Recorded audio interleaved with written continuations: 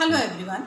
In the last class we learned about fertilization and today we will follow sex determination in a child, and the second we will follow the topic the journey of zygote till it becomes a fetus or a fully formed baby.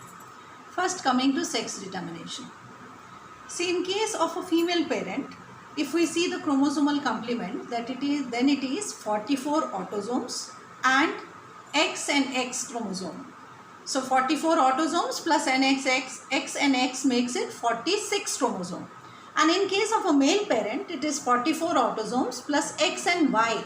That again makes it 46. So when a female parent forms the ovum, the phenomena is homogametic.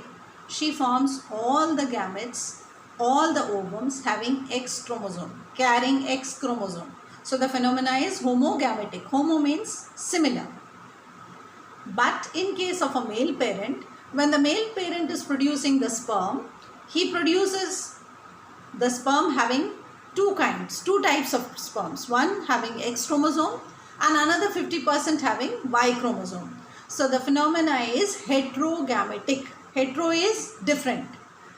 Different kind of sperms are there. Some having X chromosome, around 50% having X chromosome, another 50% having Y chromosome. So homogametic in case of female parent and heterogametic in case of male parent. Now when the ovum carrying X chromosome unites with a sperm having X chromosome, the result will be X and a daughter or a girl child will be born.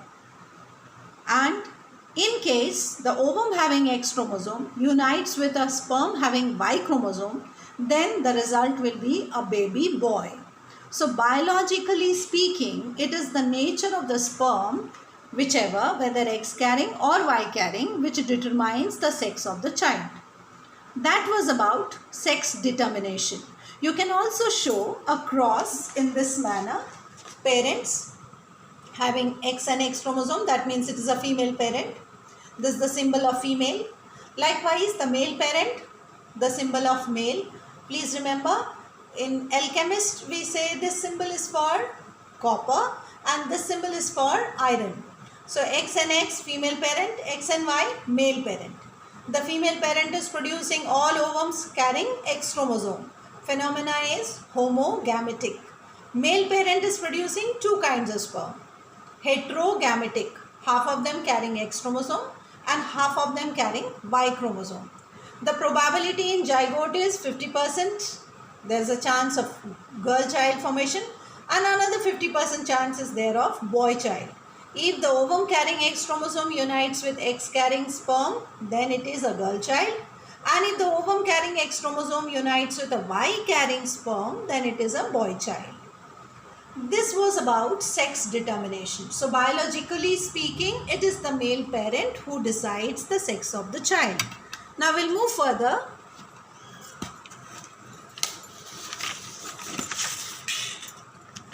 Next topic for us to discuss is the journey from egg to embryo. How the egg, which has united with the sperm, ultimately forms the embryo. Now see, when the egg and the sperm, they have united, the resultant structure is a unicellular structure, one-celled structure called zygote. Now this zygote will further become a multicellular structure. Now what about the journey? How the journey further goes? So zygote will undergo a division which is called cleavage division. Basically it is a mitotic division.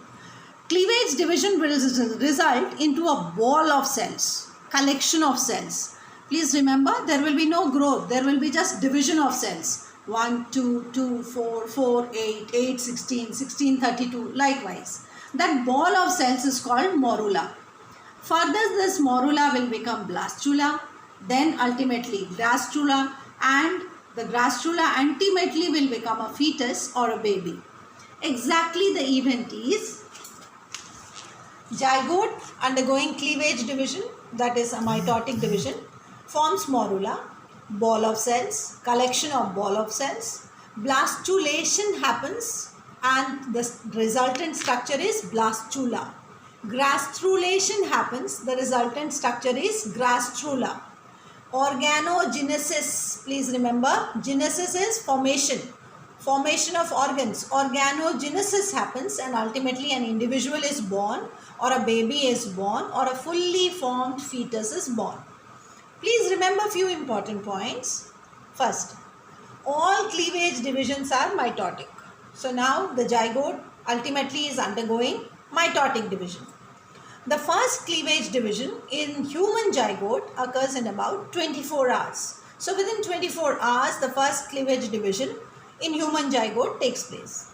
The resulting daughter cells formed are blastomeres. Please remember the structure, blastula. So resulting daughter cells formed are blastomeres. Successive cleavage division occur one after the other and produces a spherical mass of cells called morula. The meaning of the word morula is little mulberry. Mulberry, you remember, is a fruit, sahatut. So zygote, morula, blastula, gastrula, and ultimately a baby or a fetus or an individual is born. If we now see exactly how it happens, important points to see. Cleavage divisions are without any intermittent growth. Intermittent growth means growth in between. There's no growth in between as such. It's like continuously cells are dividing. It's rapid and it's rhythmic. They are asynchronous, not very organized, not very synchronized. Asynchronous form from the beginning and divide the zygote completely and hence are called holoblastic division. So this type of division is holoblastic division.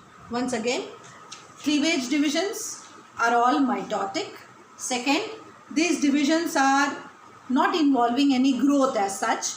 They are rapid, they are asynchronous, and they are rhythmic. Ultimately, a ball of cells is formed that is called morula. Within 24 hours, the cleavage division starts. Now coming further, blastulation. As the cells keep on dividing and due to rearrangement of cell, a fluid-filled cavity appears in the center of the morula.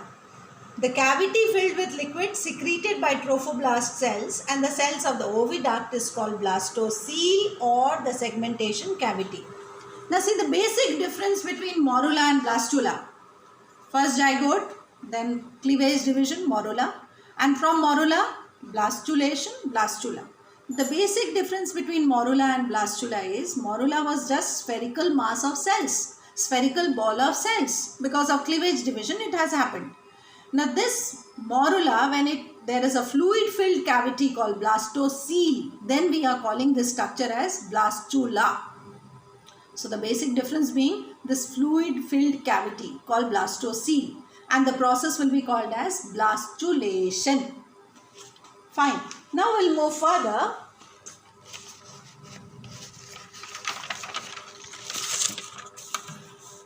Now the embryo is called blastula or blastocyst.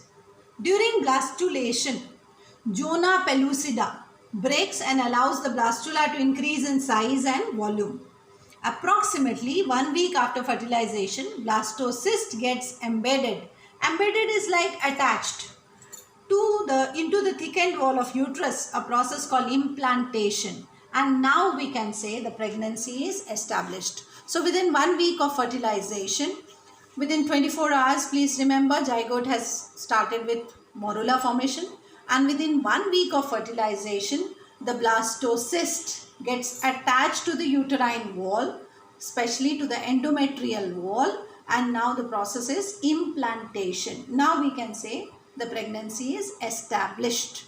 Further in the next class, we'll see the pregnancy changes. Thank you.